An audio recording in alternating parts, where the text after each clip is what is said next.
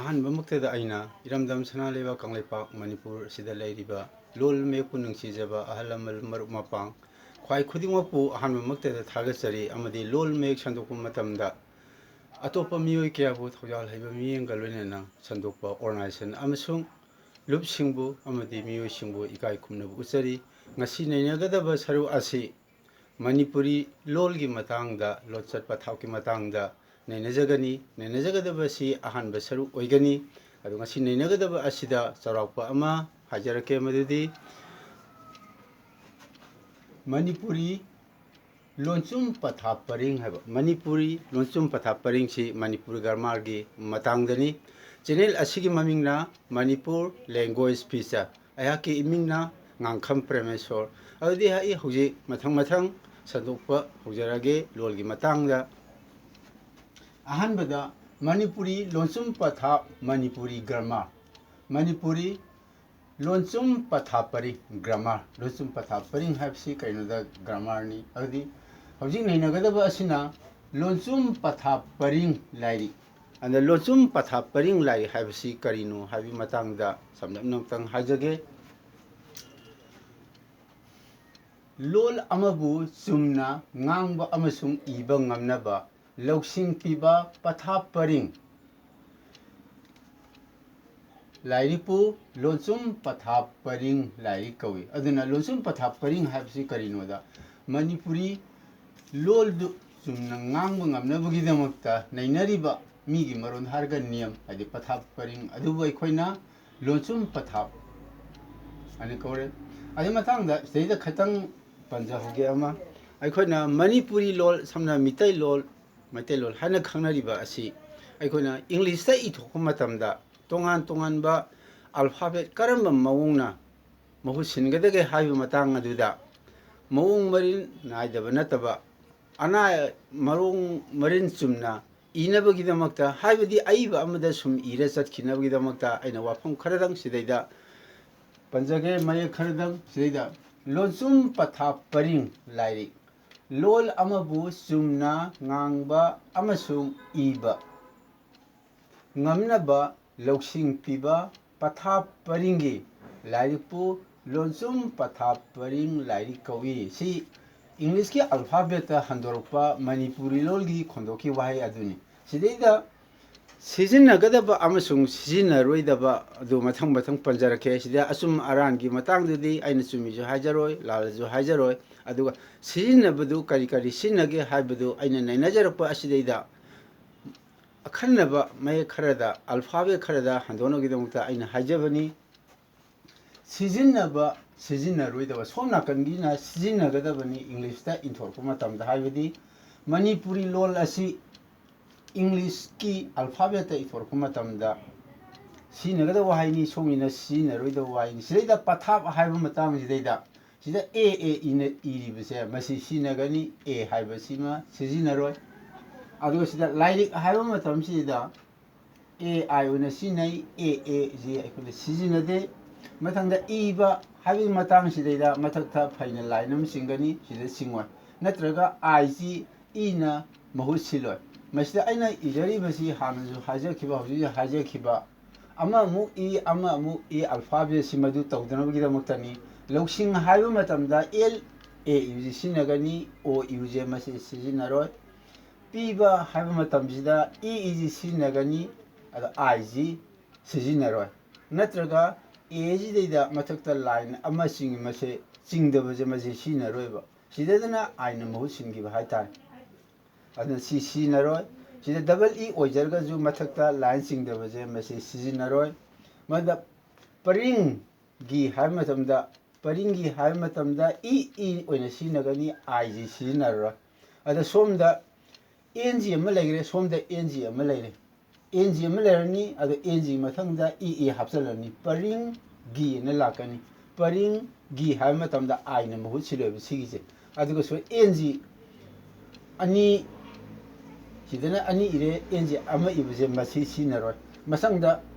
ꯀꯧꯏ ꯍꯥꯏꯕꯁꯤ ꯁꯤꯖꯤꯟꯅꯒꯅꯤ, ꯏꯎꯁꯦ ꯃꯁꯤ ꯁꯤꯖꯤꯟꯅꯔꯣꯏ꯫ ꯅꯠꯇ꯭ꯔꯒ ꯑꯥꯏꯒꯤ ꯃꯍꯨꯠꯇ ꯏꯅ ꯂꯣꯏꯕꯁꯦ ꯃꯁꯤ ꯁꯤꯖꯤꯟꯅꯔꯣꯏ꯫ ꯁꯨꯃꯥꯏꯅ ꯇꯧꯗꯅ ꯏꯪꯂꯤꯁ ꯃꯌꯦꯛꯇ ꯏꯪꯂꯤꯁꯀꯤ ꯑꯜꯐꯥꯕꯦꯠꯇ ꯑꯣꯟꯊꯣꯔꯛꯄ ꯃꯇꯝꯁꯤꯗꯩꯗ ꯁꯨꯃꯥꯏꯅ सिजिनगनी अदुबु अखोन नैनरक खुदुमता मणिपुरी लोनी नैनरक खुदिमक्तदी हाइरिबा हंदोकपगी मोंग असे मरक मक्तदे सोय तौजरकनी अदुगा पुन्ना मसांग ओइना हाइबदी इरिबा मणिपुरी लोलदा इरिबा खुदिमक्से से मिते लोंदा इरिबा खुदिमक्से इंग्लिश ददी इजरओय अदु मरक मरकता ओइना इसिंजरकनी अदि मखादा अमु नेनेजगे सिदैदा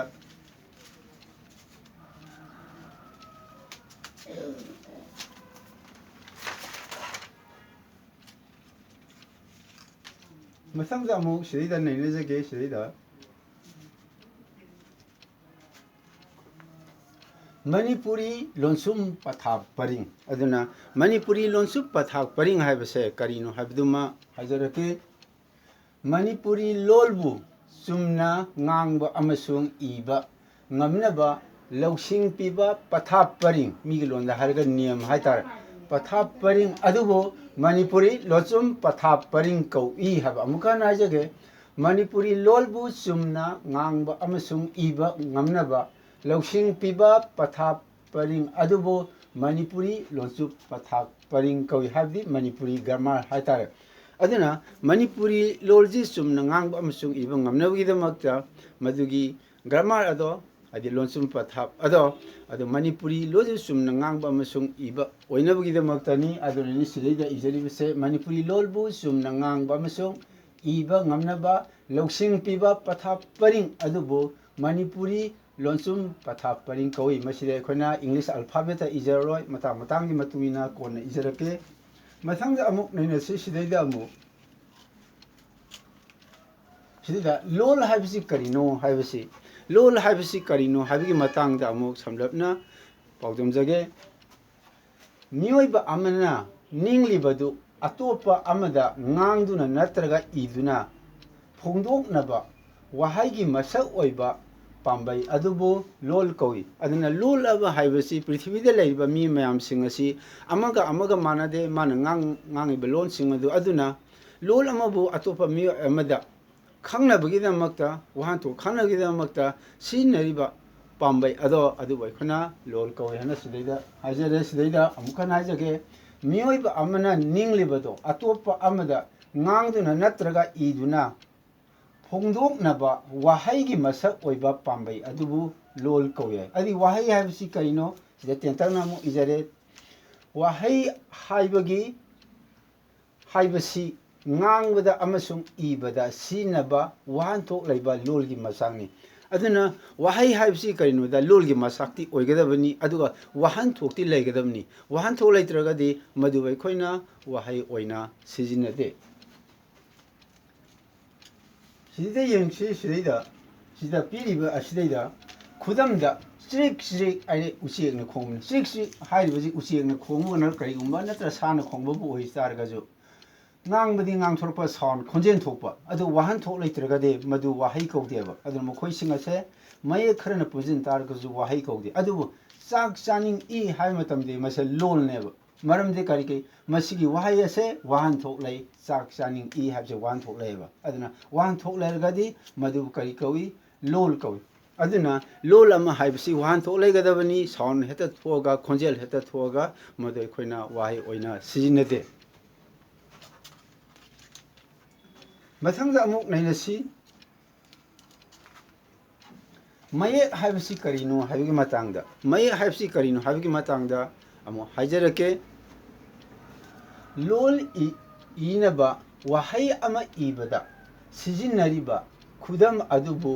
मये कौई हाबे खुदमदा कोक सम लाइ हाइबसिंगसे मये ngaktaneba amukana हाइजगे लोल इनबा वहाई अमा इबदा सिजिनरिबा खुदम अदुबु मये कौई हबा अंदा लोल इगे हाइतारगदी आइखोन वहाइजि सिनरे वहाइदु इनगिदमक्ता तोंगान तोंगानबा खुदम मयाम सिनै खुदम सिंग अदुबु आइखोइना मये हाइना कौई से मिते लोनदा हारगा मणिपुरी लोनदा मणिपुरी मये हारगा मिते मेते हारगा कोक सम लाइ मोखोइ सिंग से मये नि हाबदी कोक सम लाइ मिटपा ना चिल तिल खौ ngau thau wai yang hu un I pham atia haiba sing se maye ngaktani mathang da mu nei na si sidai da mu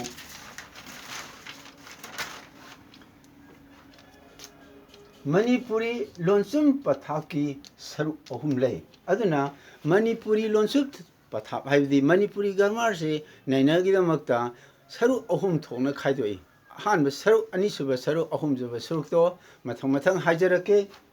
Ahanba sarukta Manipuri lonsum pathaki saruk sidaida ahum lay habista ahanba saruk sida mayeki saruk nainaba mayeki saruk nainarakani ani subada wahai saruk nainarakani masangda ahum subada wahai parengi saruk sing nainarakani sumai daudana mayeki saruk ne wahai saruk ne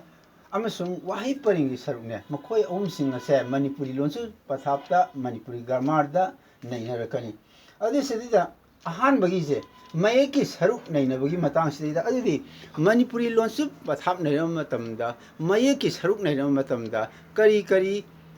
saruk sing nainagadage habidu hajarake ahan bada number kogi dida mayek ibagi mawo mayesi karamna igadage habidu nainagani ahum subas ani subas sarukta mayek khonthokpagi mawongje masi mu mayek khonthokpagi mawong masi karamna khonthokadage mayek sing ado habidu nainarakani aduga lai sarukta ahum subas sarukta mayek tinsinabagi mawong mayek si matau karam tauraga tinsinnagadage haibidi tapnagadage haibe mawong sing ase masi nainagadabani adu kauridaba amana akoina ningsinggadaba amadi mayek ase Manipuri mayek mitai lol gi mayek asidadi magi haurak phamje phajana lerami mase ipai puna hana mamangdagi hauna phajan biramba lai haktagi lerlabani masi mayeki haurak phamase aduna mitai mayeki matangda nainakpa matamdagi de mase haurak pham nainaba haibasina yamna darkar oi adu hojimagi di haurak phamji nainagiroi masang mathang sida irakpajida hajarakide hana sidaida mathangda Manipuri sida aina hoje hajagibudo Manipuri lol ibida sizin nariba mitai mayeki haurakpham lay aduna haurakpham laybanina Manipuri mayek mitai mayeki matangdadi haurakpham si nainajagani adi mathangda mathangji sarukse amu hajarake amu sidaida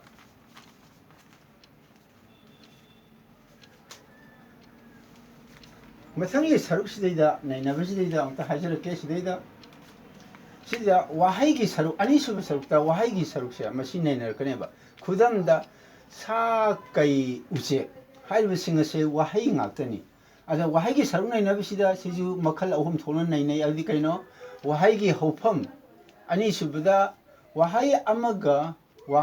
amaga tinsinaba amasung khaidokba wahai singase karamna tinsinnagadage amasung khaidoknagadage haibidu nainagani masangda wahai amaga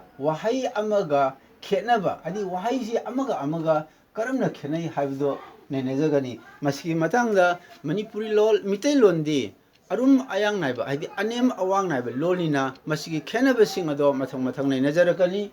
adi mathangda wahai onbagi mawong sing wahai si matau karam taraga ongadage haiba sing ado madu nainajarakani mathangda Manipuri lonsum pathap paringi makha tarpa ahum subdadi wahai paringi matangda ahanbada mayeki nainagre ani subda wahigi matang nainagre mathangda wahai paringi matang sidida kari kari makhal sing nainagadage haibado nainajagani ahanbada yebisida wahai paringi saruk sing nainabasidaida ahanbada wahai paringi sembagi mo wahai paringse karamna semgadage haibado nainagani aduga ani suba sarukta wahai pareng amaga atopa amaga punsinnaba amasung khaidoknabagi mawong sing adu nainagani wahai parengji kamaina khaidoknagadage kamai turga tinsinnagadage haibadu nainagani ahum subada wahai parengi pothapam thijinba haidi wahai parengji karam matamda pothagadage haibadi karamna lepkadage karamna sangdokadage haibagi matangda nainagani ngasi phawba nainajaba asidaida Manipuri lolgi lonsat pathap lonsum pathapsi nainaba matamda mayeki saruk wahai saruk amasung wahai parengi saruk sing ase nainajagani masina matau karam daudana Manipuri grammar Manipuri lonsat lonsum pathap ase nainagadage habagi matang sida ahanba kari no haibadu usabani ngasigidi matang asida Manipuri lonsum pathaki matangda nainajabadu lojagani mathangi upload torku matamda mathang mayeki hana nainajarkani mathang nainajagani channel asigi mamingna Manipur language pizza ayaki imingna ngangkham Premesor ngasigi oinadi lol mek pu nungsijaba ahal lamal maru mapang amadi lol mek pu sandokpa matamda minungchigi loinana thaujal haibaga loinana sandokpiriba miyuising amadi organization khudingmakpu lu khudingmakpu ayhangna ikai khumna utsabaga loinana ngasigidi manipuri lonsum pathap nainabagi ahanba tangka ase mutang ngasida losinjari channel asigi mamingna Manipur language feature ayaki imingna ngangkham Premesor matang asida losinjari punamangpu khurumjari